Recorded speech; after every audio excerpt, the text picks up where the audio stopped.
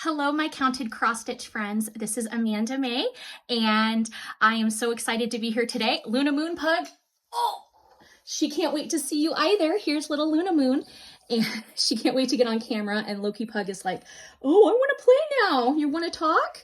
Let's play. So I'm coming at you today to talk all things Valentine's Day and crafts, because one of my favorite things after Christmas is to do all the pink and the red cutesy wootsy hearts and love and dovey stuff. So I am an avid Valentine's Day stitcher and crafter, and I just love it. And you don't have to have a significant other to love the holiday. You can love your pugs, you can love your kids, you can love your neighbor, and of course, practice some self-care and self-love as well, which I know can be difficult for many of us. For me, after the holidays, usually I'm run down and tired, and the last thing I think about sometimes is taking care of myself or believing that I'm worthy of care. So that's something I'm really working on. So, hey, it's February. I cannot believe it. It is February 2025. Oh my gosh, I cannot believe it. January went by so fast for me. My kids decided to share the love of illness and brought home multiple things. So I have been down and out for the last several weeks. So I'm just trying to get back into everything and get ready for a Nashville Needlework Market. So that's the wholesale trade show that happens in Franklin, Tennessee. It's going to be the second weekend of March this year. So it's open just to shop owners for like wholesalers and stuff. And so I am getting ready for that. I'm going to have more than 14 new releases this year. Yes, 14. 14 new releases coming this year to Nashville. So my little fingers have been busy cross-stitching and getting all ready with all my models.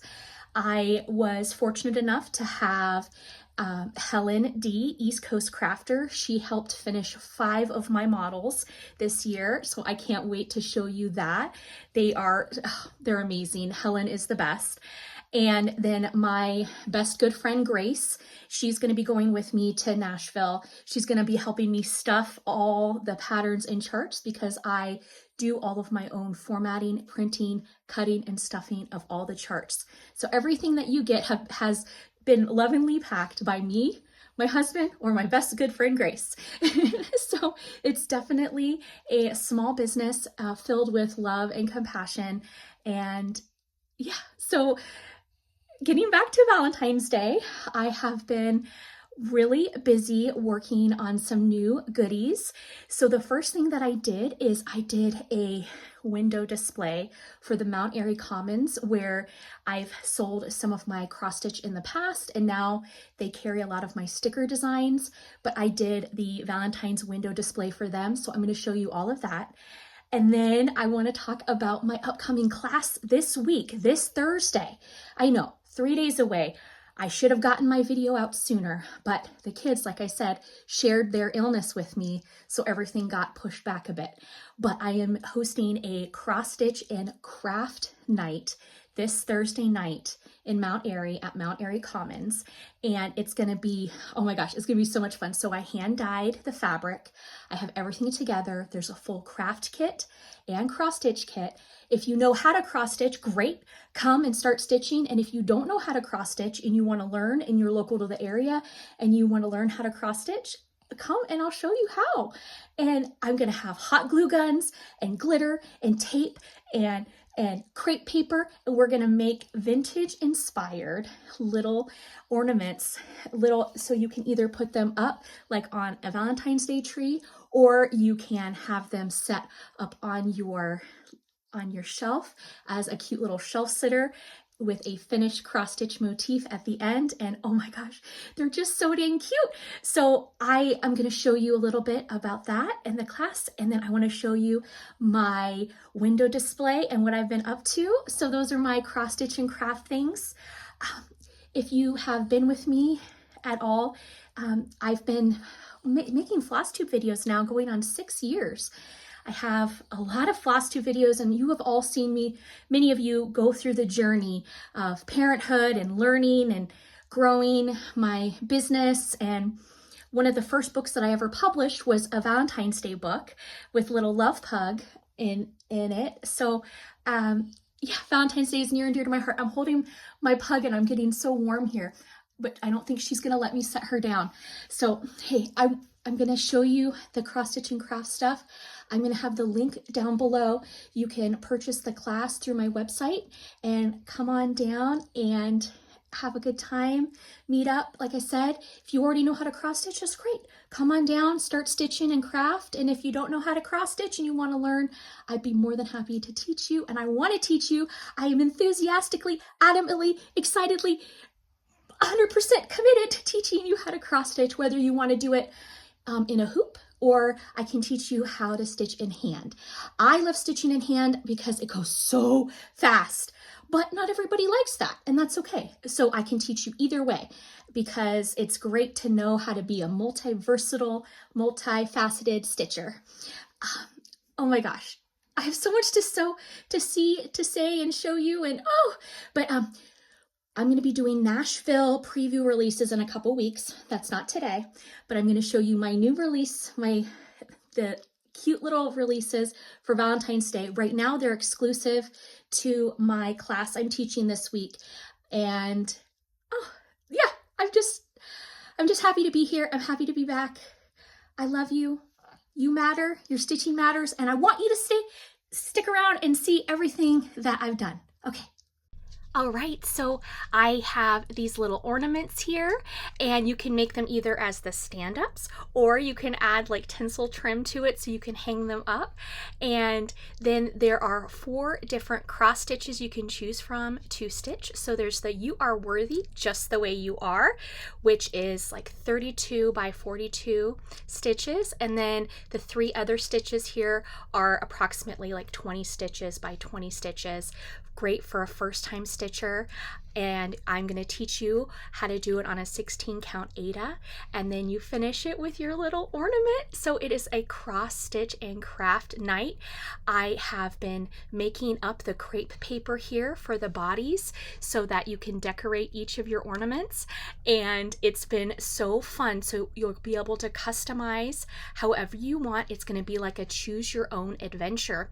So I have different colored crepe paper, and there's glitter. I also have the tinsel trim, buttons, and little bows, and you can make your animal how you would like to make your animal. And there's different little heads. So there's the pug, there's the llama, there's the kitty cat, and then I also did another calico kitty cat in like a retro version, as well as like a Highland cow and a pony and a donkey. So you can really choose which little animal best suits you, and you can put the ornaments together where you have your little animal holding the cross stitch, or you can have it separate where the cross stitch is one component and then your little animal is a separate component. Speaking of little animal cuties, here is the little emu. Hi, sweeties. Hi. I don't have any more. I don't have any more. I don't have any more. Hey, sweetie. I'm happy that you gave him. Hi, sweetheart. Little Hazel. The little Hazel baby.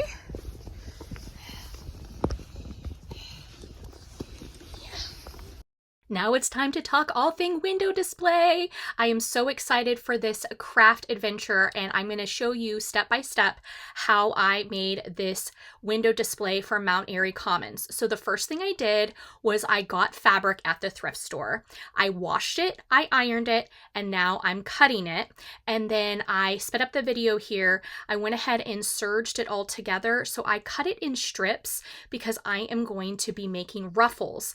I am inspired by like the 1980s, 90s, and even the current Valentine's Day boxes that have the fabric on them, and I just love the way that they look. I love the use of stitching and textiles along with Valentine art in general, so I wanted to try to replicate one of those large chocolate boxes, but on a large, on a big scale. So I spent a lot of time making these custom ruffles. So I am serging down the strips here, and then I'm going to be using my regular sewing machine to make the ruffles, but here are all the different colors, and I'm all ready to start working on that. But first, I'm going to start working on the chocolate component of the box. So there's going to be two spots, the front, the top of the box, and then the inside chocolate part of the box. So I am cutting out my pieces using foam. This is just foam that came in packing supplies, like with stuff that I've ordered that have come in, and I hold on to it. And then I am using air dry clay right now. And what I'm doing is I am forming a thin layer of air dry clay around that white foam base and building up how I want my chocolates to look. I'm just working with the air dry clay and going along and making shapes as I go and textures as I go. I didn't have really a plan on how I wanted each chocolate to look. I just wanted them to be nice, big, and show some sort of texture. So I use my thumb a lot to make like the swirl look, and then I use like a butter knife to do the cuts and the cross hatching, and then rolled stuff up, just trying to make them look like little truffles. And then I decided to use some white air foam clay, and I mixed some brown, like trying to decorate and try some different things. So I am making this and setting them aside. So it needs like a 1 day to dry. The air dry clay needs a day to dry before I can start assembling the box. So I made all the chocolates first, and then I went through and decorated them more with like some fake bake sprinkles. I used styrofoam there on one of them to have that the little ball effect, and then it's the polymer clay fake sprinkles. I used a craft glue, and I used acrylic paint and added some glitter and stuff to add some more little dimensionality and coatings and stuff to that. And it was really fun to add the little sprinkles on. And then I also grabbed some wood shavings because I thought those would look cool, almost like nuts, like a truffle with nuts on it. So I tried that on one of them, and it just had a lot of fun experimenting with the different textures. I've never made the fake bake chocolates before, so this was a first time. And then I colored some of them like the dark to make them look like dark chocolate with the paint, and I love the way that it looks. And there's different types of glue that you can use. Some glue melts foam, so you just got to be careful. I'm using some like Aleene's craft glue. This is how I prep my big shapes for my props. I use my old school projector. This came from an old high school. Well, the high school's still around. The technology's been updated. I love these. They bring me back to my childhood, and I love working with it. Yes, these projectors are difficult to store. They are large, and then you have to be able to find the replacement light bulbs for this when they go out because they don't really make them anymore. I went ahead and traced that on to the foam here, and then I did it on 3 different pieces of cardboard. I had to reinforce one of the pieces of cardboard. I glued down the foam onto that cardboard, and now I am hot gluing down fabric, also from the thrift store, down onto the cardboard, and we are making the top of the chocolate box now. And again, reinforcing it with recycled cardboard as I go. Using a projector is so important to me to make sure that my large scale shapes are uniform, especially if I'm doing more than one cut at a time. So I love having my projector. I also love shopping for fabric, because you never know when you are going to use it at the thrift store. If you have the means as far as financially able to buy your fabric secondhand and then store it for when you might need it, I highly recommend it. So that fuchsia cotton that I'm using for this was actually old curtains that had been sun bleached. I bought them at the thrift store for, I don't know, maybe $2, but I'm able to use all of that fabric and hide the sun bleaching that the fabric had, and this thing looks awesome. So don't be afraid of thrifted fabric, especially you can wash it and utilize it. You can always dye it, cut out stains if you need a piece without the stain. So just keep that in mind. So here I put an entire roll of red duct tape down on the base here, and then I'm hand gluing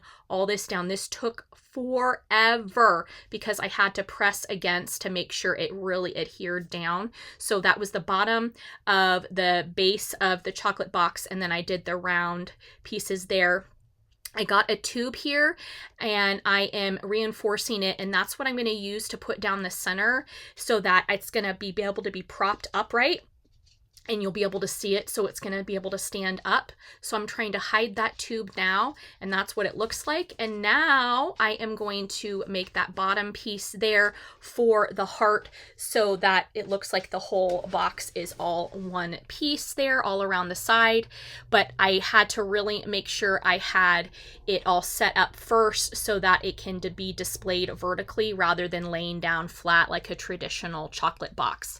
I am using the really fun like deco mesh here, and then I purchased these black cupcake holders, and I'm using those to be like the truffle holders. I grew up eating See's candy at Christmas time, and so for me, the chocolate box is quintessentially, you know, the chocolates wrapped in the black little containers. So I glued all them down, and then I started arranging the chocolates just as I could. No rhyme or reason. I just tried to even out the colors between, you know, all the different textures, colors, and sizes to really fill out the box. I had decided to add those lights in at the last minute. They are outdoor patio lights. They don't get hot. They've got like plastic bulbs, and I set them in, but I wanted to hide the cords. So that's why I ended up using that red deco mesh there that I cut into strips and hot glued down. So as I'm working, you know, the creative process evolves, and here is what it looks like. There is the top of the box, and I am hot gluing down all of the ruffles that I had created and decided to put down some tinsel as well. So this tinsel, I'm using red as well as silver, and to me, the kitschier or the gaudier, the better. I wanted it to look over the top. I wanted it to be as adorable and crafty goodness as possible. I went and added these plate hooks. They have glue attached, but I reinforced it down with more glue and fabric so that I had a place to hang this using the clear fishing line, like the 30-pound weight fishing line. So I made 3 different spots, and then I had help hanging it up in the window to make sure that I had it all level and where I wanted it. So the front of the chocolate box is being suspended in air on one side of the window display, and then the other side of the window display will be the interior of the chocolate box. So here's what it looks like from the outside. I love it. And then I'm going to show you those hearts in a minute and how I made those hearts. And here is this side, and I'm going to show you how we set that all up. I love the way these chocolates look. I cannot even with how good it turned out. I love that I incorporated lights, especially at night. The window display lights up at night on both sides, and I cannot stress enough how important it is to have light and texture and have large scale pieces that you can see from the road. The other component that I did make, I used wire and I used iridescent cellophane to make those hearts, and I ironed it down. So those hearts that are in the window, I hung and suspended them with fishing line. Here is a closer look in natural light of this piece, I will definitely say make sure you're using heavy duty glue, not hot glue. If you are doing a window display, particularly in the summertime where it's going to get really hot where it could melt. So just be careful and be mindful of the type of glue that you're using. I am so happy with how this is. And then look at those hearts. So the light plays off of them. And then when people open up the door to the shop, it makes the hearts dance, and it looks like stained glass, but really it is just the iridescent cellophane that I used. Some of them I did multiple layers and ironed them down together. Make sure you're in well-ventilated space. I also used wire cutters to cut and form the wire, so that's something else to consider. Thank you for going on my craft and cross stitch journey with me here for Valentine's Day. If you are in the Mount Airy area in Carroll County, Maryland, we'd love it if you stopped by the Mount Airy Commons. Again, I am teaching a class this week and I would love to see you. But as always, take care. You matter, your stitching matters, and what you create matters. I love ya. Take care and happy February.